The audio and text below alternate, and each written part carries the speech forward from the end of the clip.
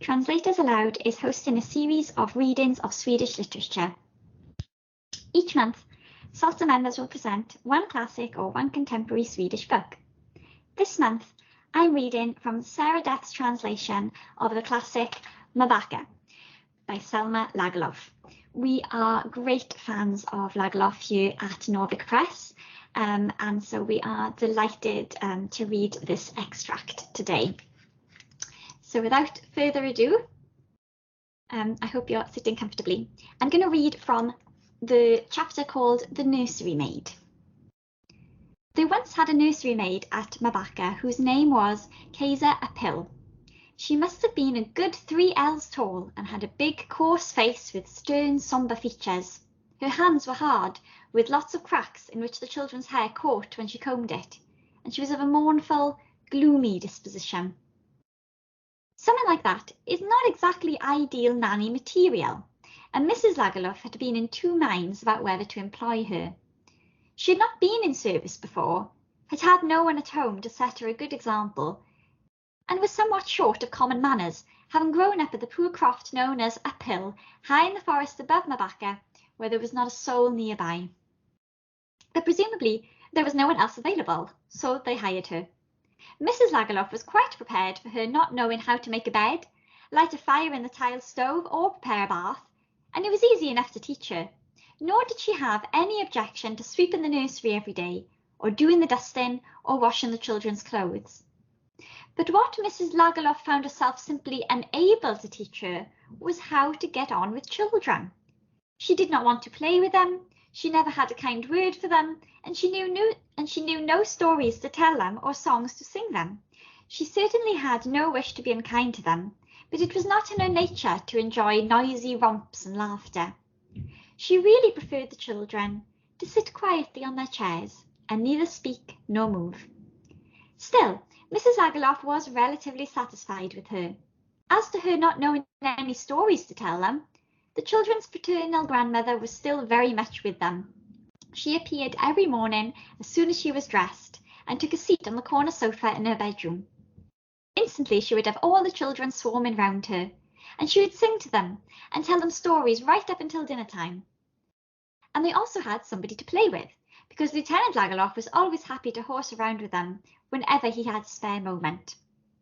Guise was strong, patient and dutiful, and trustworthy too. If her employers were invited out to a party, they could rest assured she would not go off and leave the children alone in the nursery. She would have been quite excellent, if only she had had a slightly lighter touch. But there was nothing gentle about it when little arms were to be inserted into dress sleeves. When she bathed them, the soap bubbles got in their eyes, and when she wielded the comb, it felt as if every single hair was being torn from their heads. The nursery at Mårbacka was a light, warm, spacious room, the best room in the whole house, but it did of course have one defect, namely that it was a gable room under the eaves, which meant you first had to go out into the downstairs hall, then up some stairs and through an attic to get to it. And the stairs to the attic were steep and difficult for little feet to cope with, so it had been very welcome whenever the previous nursery maid picked up a child and carried him or her upstairs. But Guise did not seem to appreciate this, and it was absolutely terrifying to walk across the attic, particularly in the evenings after dark, so it was a virtual necessity for little hands to have a big hand to hold, surreptitiously. But Guise, who was used to the wild, dark forest, presumably thought of the attic at Mårbacka as a safe, secure place. She walked on ahead and did not offer her hand to anyone. You were grateful if you managed to grab hold of a corner of her skirt. The beds in which the 3 children slept had been made by the fine old carpenter of Askersby, and each was nicely finished with a curved little bed head made of turned spindles.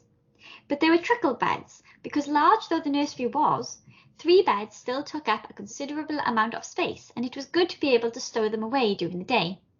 And there was no harm in this per se, but something the fine old carpenter in Askersby had done meant he had produced beds that tended to fall apart in the middle of the night.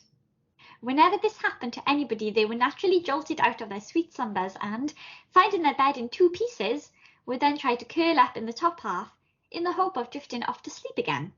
But this was not so easily done, and before long they would stretch out their legs and leave them dangling. There they would lie, waiting for sleep, until they were as wide awake as in broad daylight, and would finally decide that they must get up and try to reassemble the bed. And then, thinking that they had carried out a successful repair, they would straighten the bedclothes and climb in as carefully as possible, stretching out with relish. It all went well. Slumber came creeping over them, but then they would turn over a little carelessly, and with a crash, crash, the bed would break apart again, spelling an end to all hopes of repose for that night. Kaiser Appel, meanwhile, would sleep through the whole thing, and it never occurred to any of the children to wake her and ask for help. The previous nursery maid had always woken up as soon as the bed broke in half and quickly and deftly reassembled it, without needing to be asked. Above the nursery there was a cramped little loft, full of broken old looms and spinning reels, and among all that lumber there lived a tawny owl. It was a terrible one for making a racket. At night it sounded to the children's ears as though someone were dragging big heavy logs above their heads. Whenever the noise had scared them before, their old nursery maid used to laugh at them and say it was nothing to be frightened of, it was only the tawny owl. The Kaiser Appel, who came from the forest, was scared of all creatures. For her they were akin to evil spirits, and whenever the tawny owl woke her in the night, she would get out her prayer book and start to recite. This did nothing to reassure the children. In fact, it alarmed them to such a degree that the poor old tawny owl assumed the proportions of a great monster, with the head of a tiger and the wings of an eagle. And there is no describing the shivers that ran down to the very bottom of their hearts at the thought of such a monstrosity living above them. What if it were to rip open the ceiling with his mighty claws and descend on them? Let it never be said that Kaiser Appel ever neglected the children, or hit them, perish the thought. But although the previous nursery maid had admittedly been somewhat careless about keeping them clean and tidy, she had always been terribly kind to them. The children's greatest treasures at that time were 3 little wooden chairs.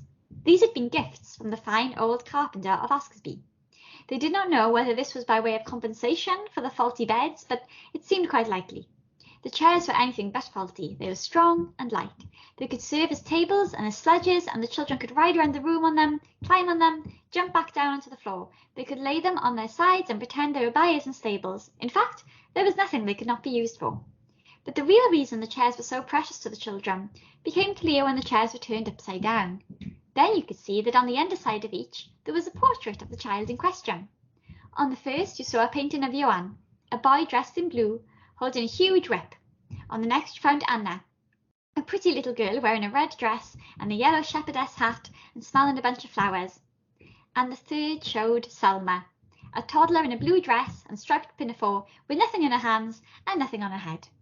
The paintings were there to show which chair belonged to which child, and the children therefore considered them personal possessions in quite a different way from clothes and other things that their parents had given them.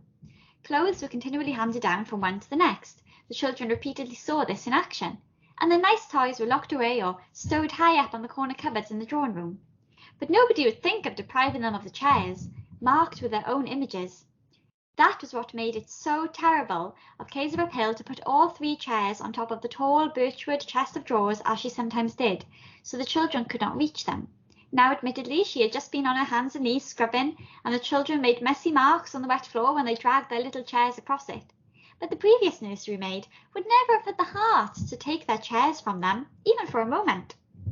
Mrs. Lagerlöf was well aware that the new nursery maid did not know how to handle her little charges. She frightened them, and they did not feel comfortable with her. The Kaiser Appel had been hired for a year, and until that time had elapsed, she could not very well ask her to move on. She hoped things would improve when summer came, and the children could play outside all day, so they would have fewer dealings with their nursery maid. One morning at the very start of the summer, however, it so happened that the youngest little girl was left alone in the nursery. Still half asleep, she sat up in a little truckle bed, wondering where everybody could be and feeling strangely dozy and out of sorts. She gradually collected herself, and it came back to her that early that morning she and the other children had gone with Lieutenant Lagerlöf to the park at Asbjörn Spa to bathe. On their return, Kaiser Appel had put them all to bed, fully clothed, for a nap before dinner.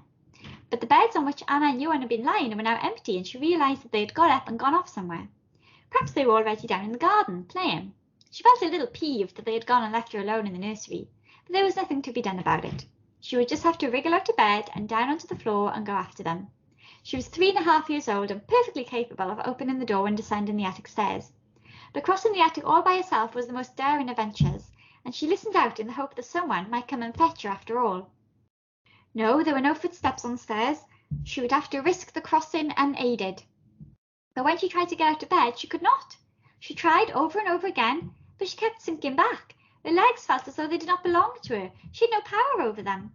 The little girl was beside herself with terror. The sensation of powerlessness she felt as her body refused to obey her was so terrible that she was to remember it long, long after. In fact, all her life.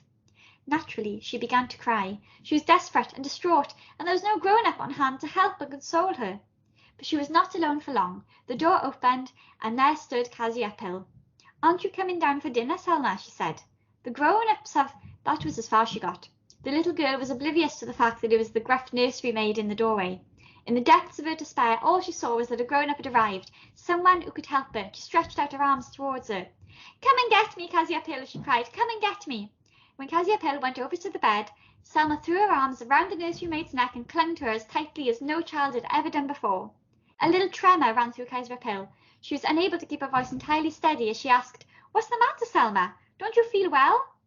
"I can't walk, Casia Pill," said the child. So the strong arms swept her up as easily as if she were a little kitten, and all at once that stern, serious figure knew precisely how to talk to a child. "Don't you cry about it, Selma," she said. "I'll carry you."